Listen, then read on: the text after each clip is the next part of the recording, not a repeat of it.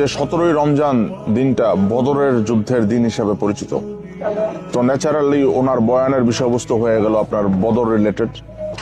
তো হুজুর আমাদেরকে মানে বদর যুদ্ধ রিলেটেড প্রশ্ন করতেছিল। তো ওনার প্রথম প্রশ্ন ছিল যে বদরের যুদ্ধের সময় রাসূল সাল্লাল্লাহু আলাইহি ওয়াসাল্লাম মদিনাতে নিয়োগপ্রাপ্ত একজন গভর্নর ছিল, তার নাম কি?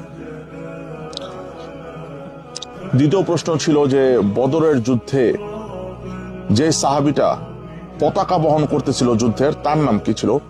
এবং তার তৃতীয় প্রশ্ন ছিল যে পতাকাটা বহন করতেছিল ওই পতাকার রং কি ছিল?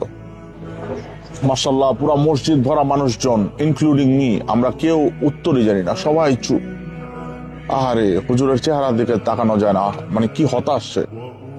মানে আমার নিজের কাছে এত লজ্জা লাগছে, এত এম্বারাসিং লাগছে বিষয়টা যে আহা, আমরা মুসলমান অথচ কত বড় একটা ইম্পর্টেন্ট যুদ্ধ ইসলামের ইতিহাসে বদরের যুদ্ধ, ডিটেলসটা পর্যন্ত আমরা জানি না, কিছুই জানি না। শুধু জানি 1000 জন কাফেরের বিরুদ্ধে রাসূল সাল্লাল্লাহু আলাইহি ওয়াসাল্লাম 313 জন সাহাবী নিয়ে গেছে।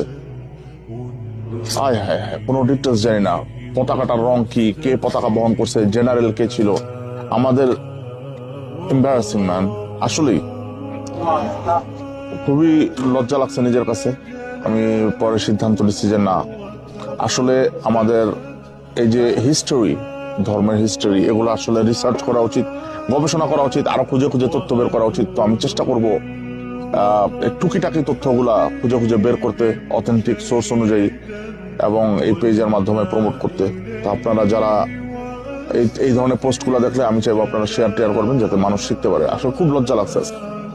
তো আমি এই 3টা প্রশ্নের উত্তর ক্যাপশনে দিয়ে দিচ্ছি, দয়া করে শেয়ার করবেন। আর মুসলমান হিসেবে আমাদের উচিত অ্যাটলিস্ট এগুলো শিক্ষা নেওয়া। তো আমি চেষ্টা করবো যতটুকু পারি, বাকিটা আপনারা আমাকে সাহায্য করবেন। ইনশাল্লাহ আমরা মিলেমিশে এগুলো শিখবো। আসসালামু আলাইকুম।